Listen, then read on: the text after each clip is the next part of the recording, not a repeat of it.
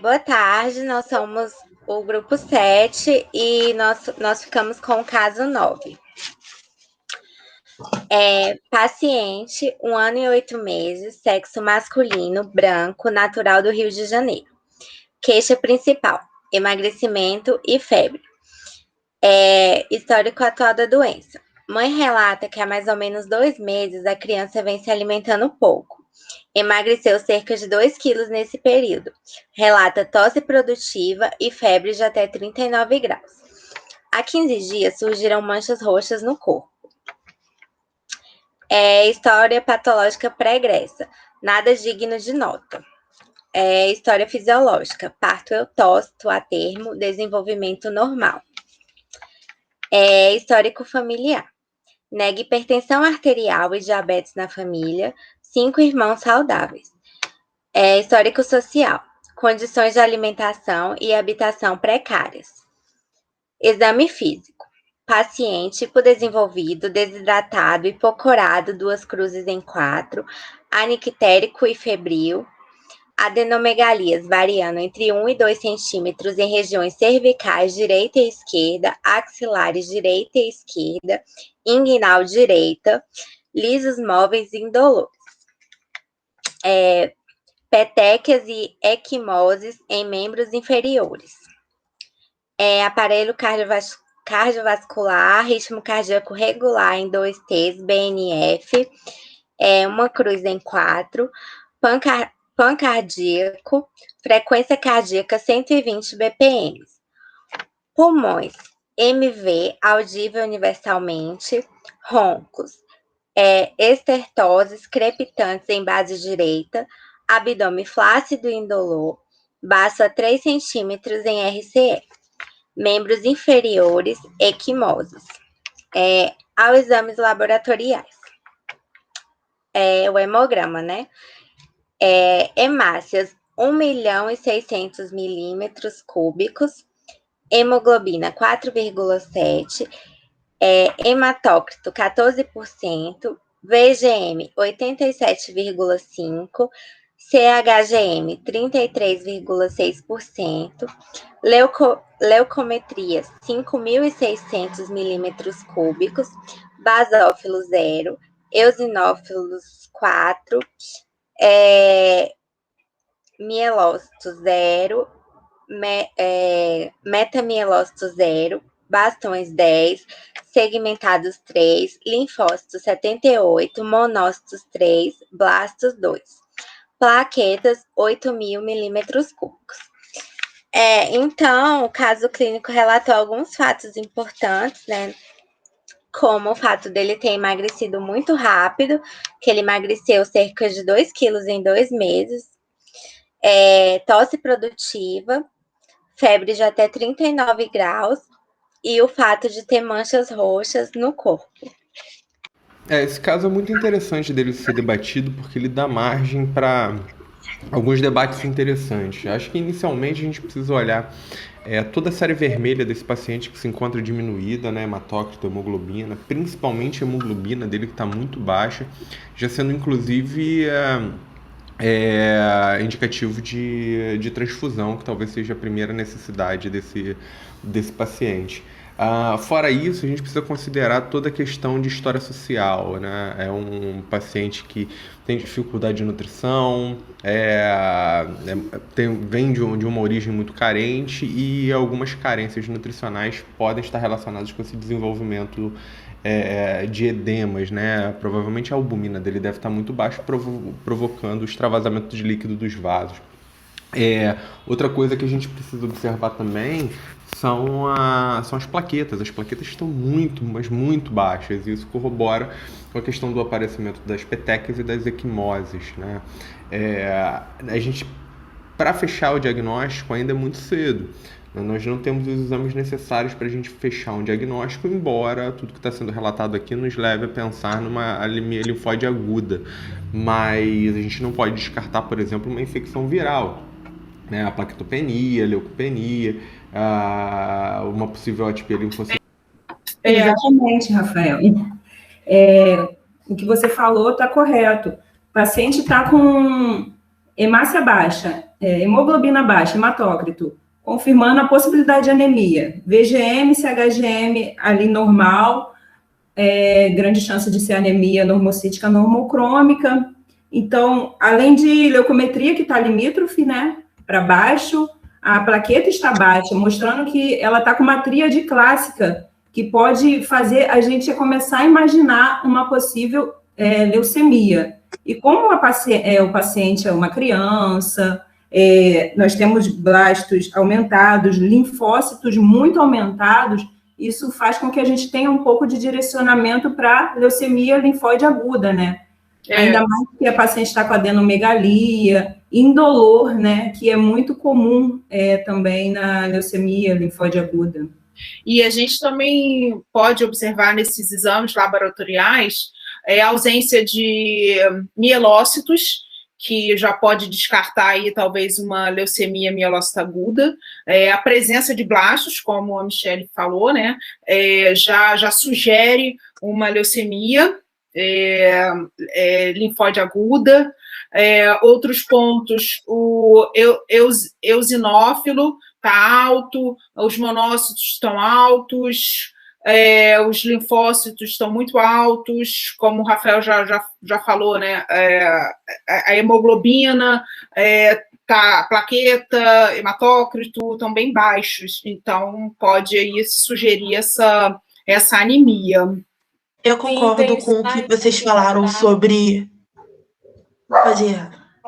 Tem os sinais de gravidade, de ter 1 ano e 8 meses, a questão da febre de até 39 graus, a esplenomegalia, que são sinais clássicos, né, de leucemia linfóide aguda. Sim, eu concordo com o que você falou sobre a leucemia linfóide aguda. Esse quadro todo é bem característico. A febre, palidez, a equimose, que é por causa da pancitopenia. Você já pode caracterizar como aguda também, que é uma característica dela. Os blastos da presença no exame. Acho que já está aí bem.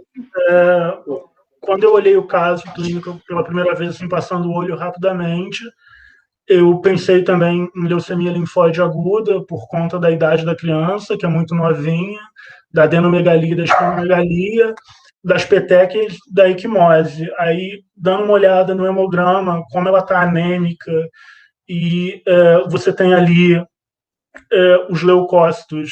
Se você for pensar num adulto, estaria dentro do limite de referência, mas por se tratar de uma criança, você consegue enxergar ali uma leucopenia, então você acaba tendo aquela tríade clássica da leucemia linfóide aguda, mas como não tem os exames complementares, a gente não pode fechar um diagnóstico, então também pode ser uma infecção viral aguda, mas, a princípio, a suspeita que me veio à mente foi de leucemia linfóide aguda. Aí precisaria dos exames para confirmar esse diagnóstico, porque não dá para fechar só com um hemograma. Na verdade, eu corroboro com o que foi dito até agora, né? Mas eu queria mencionar, por exemplo, a questão dessa infecção, dessa pneumonia, né? Provavelmente, né, porque ela está expectorando, né, na base do pulmão, né, então é muito decorrente de infecções oportunistas, e essas infecções, geralmente, elas atuam quando o sistema imune tá ineficiente, né, então, com base nisso, e a própria leucemia linfóide aguda justamente ataca a série branca, né, do sistema hematopoético, né. Então, a gente pode afastar, embora ainda seja possível, né, mas a gente pode afastar, por exemplo, a hipótese de anemia plasma ou mononucleose infecciosa, direcionando mais os exames complementares para essa hipótese de diagnóstico, porque, por exemplo, na anemia plásica, existe a trombocitopenia, a granulocitose, mas a esplenomegalia geralmente é ausente, né? O nosso paciente ele tem esplenomegalia. Já a mononucleose, por exemplo, tem adenopatia, que aí a gente, né, os linfonodos inflamados, né, decorrente de infecção, mas geralmente ela atinge as vias aéreas superiores, como com a faringite, por exemplo, né? Então, de fato, a gente pode direcionar para isso, e a questão, por exemplo, dos membros inferiores edemaciados, né? Junto com as equimoses e as petequias, é justamente quando o sistema plaquetário não está funcionando de forma correta, né?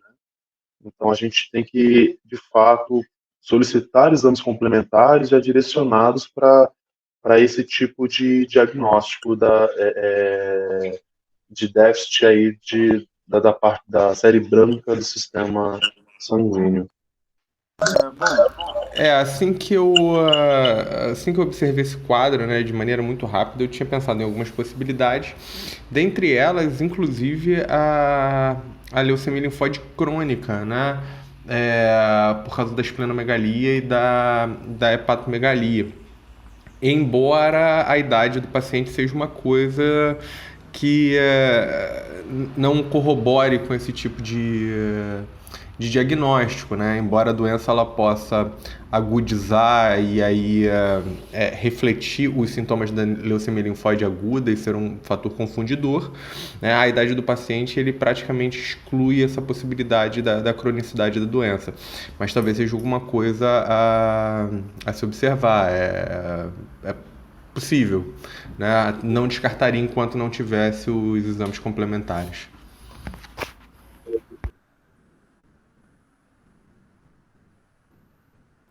Sim, mas eu acho que a questão da idade, ela é muito importante, porque a anemia linfóide aguda, ela é a leucemia, né, linfóide aguda, ela é a mais comum para crianças na primeira infância, né?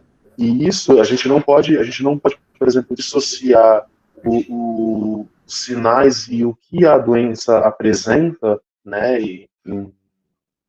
nos pacientes, a faixa etária, né, isso já vai nos direcionando para a solicitação dos exames, entendeu? Por isso que, de fato, eu acho que a gente não deve descartar, é óbvio, né, porque, mas a clínica, ela tá, de fato, nos direcionando para todo esse diagnóstico aí que a gente está discutindo, esse quadro. Sim, me chamou a atenção, como eu falei, o Rafael falou de crônica, mas quando você olha ali as petequias, as equimoses, junto com a leucocitose e a adenomegalia, a esplenomegalia, esse quadro de infecção e a anemia, você tem a tríade da leucemia linfóide aguda. Entendeu? Mas sem os exames, realmente, não tem como você fechar o diagnóstico. Os dados da tríade e também os dados laboratoriais, né, a presença de blastos sugere bastante a leucemia linfóide aguda. E quais seriam os exames complementares que a gente poderia solicitar? Então, com relação aos exames complementares, né, os pedidos seriam o esfregaço do sangue periférico, né, a citomorfologia, né, a fitoquímica, a imunotipagem e os exames citogenéticos, né? Porque, justamente pelo debate dos médicos presentes, existem muitas possibilidades, né? E a gente só consegue dar certeza com esses exames complementares. Eu vou falar um pouquinho aqui sobre a imunotipagem, né? Que, como existem vários tipos de leucemia, né, é muito importante a identificação da linhagem celular, justamente para classificar o tipo da leucemia, né? E a imunofenotipagem, ela faz essa identificação, né, auxiliando o médico no tratamento e no acompanhamento da doença, né? E o processo da imunofenotipagem, né, é um processo que é retirada, né, a lâmina, né, da medula óssea do paciente, né, no caso, e coloca os marcadores e vê se dá cor ou não no citômetro, né? Aí, em relação aos marcadores, o CD7 e o CD2 marcam a célula T. O CD19 e o CD20 marcam a célula B. E o CD33 e o CD13 marcam a mieloide, né? E para finalizar, né, o processo da imunofenotipagem, também tem os específicos, né, os marcadores específicos, que são os precursores de linfócito B, né, que são os linfoblastos, o pré-célula B, que são os prolinfócitos e os linfócitos B e T. E vamos solicitar também um exame citomorfológico, né, que estuda a morfologia do linfoblasto. A classificação FAB só se faz pelo sangue da medula. E através da morfologia do linfoblasto, né, analisando o tamanho da célula, cromatina do núcleo, a forma do núcleo, a visualização, etc., a gente vai poder classificar se, caso seja uma LLA, né, se ela é uma N1, uma N2 ou uma N3. Então, é muito importante também. Sim, então, gente, a gente vai ter que solicitar mesmo esses exames para poder bater o martelo, né, para dar esse diagnóstico. Por enquanto, a gente só tem essa hipótese diagnóstica. Se alguém quiser colocar mais algum ponto que acha importante, para a gente seguir com... Eu acho que os exames citogenéticos são muito importantes a gente pedir, porque além de analisar as alterações cromossômicas que a leucemia causa, ele pode dizer pra gente mais ou menos qual vai ser o prognóstico dessa criança depois, de acordo com a alteração que causou. Né? Sim. É complicado você pensar num tratamento sem conseguir fechar o diagnóstico, mas no primeiro momento é tratar essa anemia, que também seria interessante, como o caso clínico ele mostra que a criança não tem se alimentado direito, ver se tem alguma questão nutricional aí contribuindo para essa anemia, e transfusão de sangue, eu acho que, como o Rafael falou, já seria uma indicação de transfusão, e depois dos exames, a confirmação do diagnóstico, começar um tratamento mais específico, entendeu? Exatamente, doutor Aníbal. A gente tem que tentar equilibrar esse paciente, né, com relação à anemia, verificar também a questão de vitaminas e tudo mais. Eu acho até interessante a gente pensar na assistente social, porque a gente está percebendo que essa família tem dificuldades, né, na questão de alimentação. É uma família com 5 filhos, né?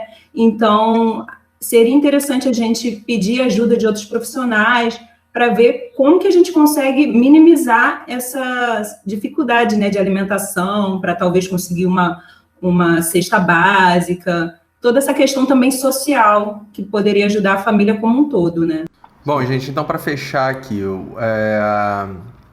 nós concordamos que existem algumas possibilidades de diagnóstico, mas é necessário o pedido de novos testes mais específicos para o fechamento, principalmente dos diagnósticos relacionados à leucemia, embora a gente não descarte, inclusive as infecções virais.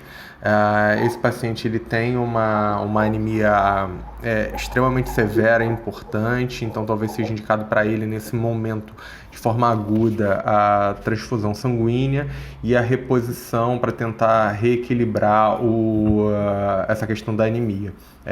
Mais alguma coisa a se colocar nesse momento? Não, eu acredito que seja esse mesmo conduto. Não, nada a acrescentar. Não. Tá ótimo. Tá ótimo.